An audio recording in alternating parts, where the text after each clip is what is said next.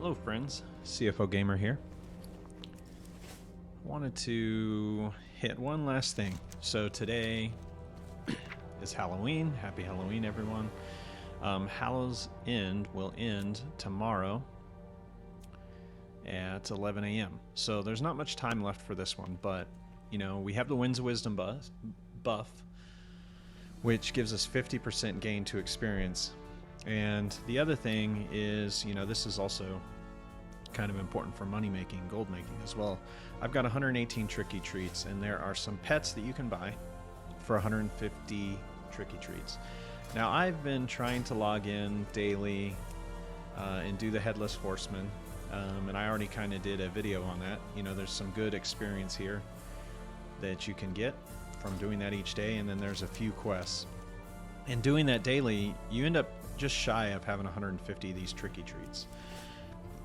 But one of the other benefits is you can hit these candy buckets, and I've installed an add-on called Candy Buckets.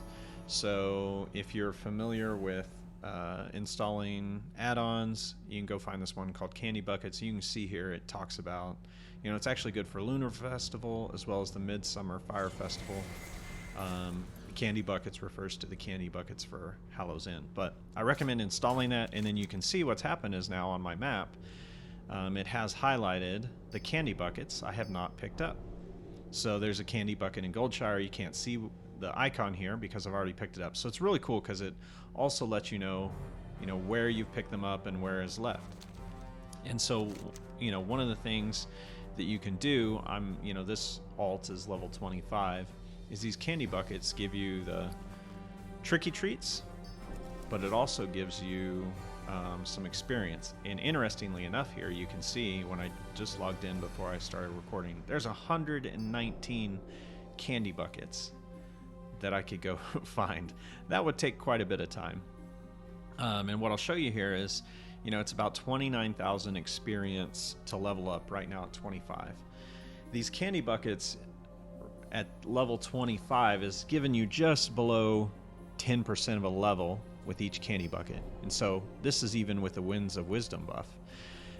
You know, if you're looking at this in the future and you don't have this Winds of Wisdom buff, you know, cut it in half. So it's actually going to, not cut it in half, but you'll get a third less experience. So you would actually need to do about 15 candy buckets to level. And as you level up, it actually is a little bit less. So I have an alt around level 44, 45 that I was doing this on just to get those last tricky treats for a pet. And I was getting, I think it was about 5% of a level. So you actually had to do 20 candy buckets. So without the Winds of Wisdom, it'd be 30 candy buckets. So, you know, this works better on low level characters, you know, from an experience, you know, just the time it takes. But one of the things is, you know, I have the flight paths for all of Eastern Kingdoms. So hitting these candy buckets I can certainly do. But, you know, Pandaria, tons of candy buckets, and the flying is, you know, pretty close. And then Northrend, tons of candy buckets, and the flying is pretty close. And so, you know, I'm not level 30 yet, so I don't have a flying mount. And even then, you don't even have the fast flying mount. So you wouldn't want to be having to manually fly to all these buckets. That would make this even slower. So what I want to show you is, you know, I've done this before on my alt where I'm trying to level only through battle pets, and I want to fly to them, especially before I hit level 40 and have the flying mount. You know, you have these maps that reveal all the flight paths and make it super easy. And so one of the things you notice, I don't have Northrend, I don't have Outland, I don't have Cataclysm, and I don't have Kalimdor. And what I wanted to show you is how to pick these up, because what I'd like to do is I'd like to hit up Northrend because it's pretty, you know, quick from flight paths to do this. So I'm going to try and do these and get as much leveling as I can done tonight. So, you know, before reset tomorrow, actually, I think they're going to have some maintenance. So probably by 9 a.m. I would be done. I want to try and do Northrend, Pandaria, because those are going to be, quick flight pass. I may try and finish up a little bit here of Eastern Kingdom. I'm not going to mess with Kalimdor, or however you say Kalimdor. I'm not sure. If I have time, I might do Outlands, but I have a feeling I won't get through all that.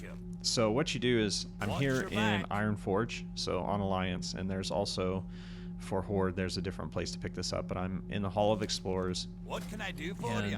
This is Crom that I'm talking to and purchasing from, and so you've got all these heirloom upgrades. So, this weapon will go up to level 49.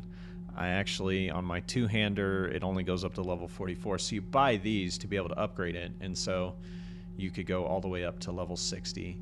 I like to do, on the heirlooms, essentially the neck piece I upgraded 5 of 5.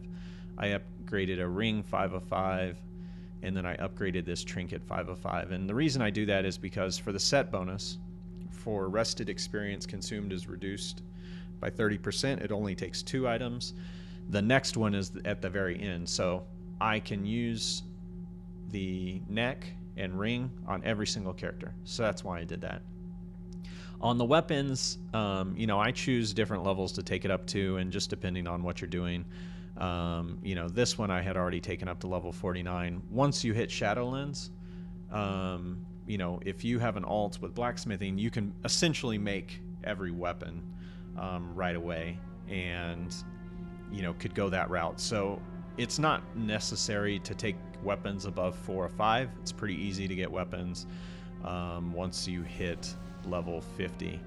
So on this one, I actually only took my two-hander to level 44, just because with the Winds of Wisdom, I'll probably do some other things to get those last 5 levels versus necessarily needing a weapon that scales all the way. Anyways, that was kind of a random tangent on these and how I manage that, but if you go to the second page, you can see all the maps. And so what I'm going to do is I want to pick up Northrend, because I'm going to try and hit that up. And I don't know that I'll have time to do Outlands, but I'm here anyways, so I'm just going to go ahead and pick it up. And what you'll do then is you're going to add these to your toy box. And if you just search map, it will bring all these up. So I'm going to add Outlands, and then I'll just show you this real quick. But right now I have not been anywhere out here, so I don't have any of these flight paths. So I'm going to go ahead and do this. And now, if you look at the map, I have everything explored, and these flight paths will be available to me. And you can see it's showing me the exploration. And so, just going to do this real quick. So the good and the bad of this is, if you want to fly out and explore, you'll actually get experience from exploring. So you can kind of get a little extra experience. But the time that takes, especially if you, say, have a slow flying mount, it's really not worth it. If you have a fast flying mount and you're bored, maybe the extra experience you get exploring manually is worth it, but I don't find it to be. And so I just want to show you, what the candy buckets look like and how that works and kind of what I do. So I haven't picked the one up in Ironforge, and the candy buckets are typically inside your inn, wherever you're at, and you're essentially just going to come click on it. You can see 2,550 experience versus 29,165. So if I do the math real quick, that's actually only 8.7% of the level. So even at level 25, you're not even, you'd actually have to do pretty close to 11 or 12 candy buckets to get a level. So honestly, this is not a great way to level.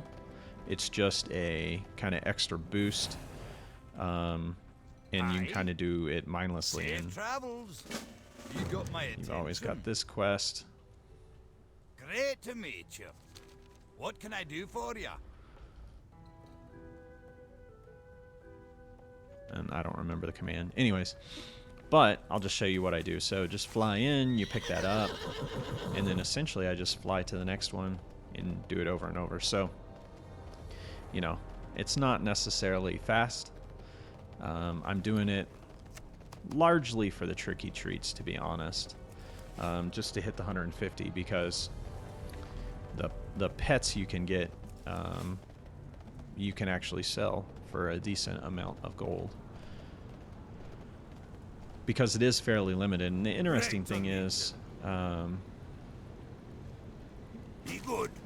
and you can see there's a candy bucket here in Karanos, so I'm just gonna fly down there real quick. Doing the boss each day, and I just do the 3 dailies in Stormwind. There's a 4th one you can go do. Just doing those will not get you 150 tricky treats. So typically most of the other events, if you just log in and do the dailies, you can get a pet or whatever the key item is for that thing. You know, Brewfest was down here. You don't have to do all this flying in between. So I think the pets are actually a little bit more expensive for this event, because you have to do some of these candy buckets to be able to get the pet. Because I tend to find the pets for the other events are so easy to get, just from doing dailies, that you know, they don't sell for very much. But I've found the pets for this event actually sell for a decent amount more. So, but essentially, you just do the flying between and go pick up your tricky treats, just like that. And then, you know, the next one will be up here in the wetlands, and you can see this zone actually has 3, so it'll be pretty quick to pick these up.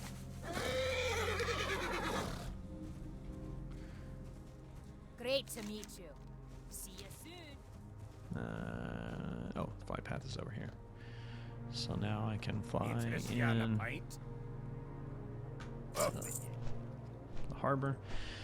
And then, you know, if you're not familiar with the best way to get to the other zones, so right now on this character I have Pandaria time set up. So for me to get to Pandaria, I would just go into Stormwind, go into the Mage Tower, and it will drop me off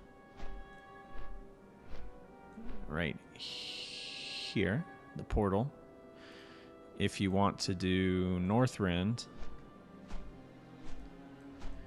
you don't see a portal necessarily, but in the portal room in Stormwind, it will take you out to Northrend, and you can do the same with Outlands. So it will drop you off in Outlands in Shattra City.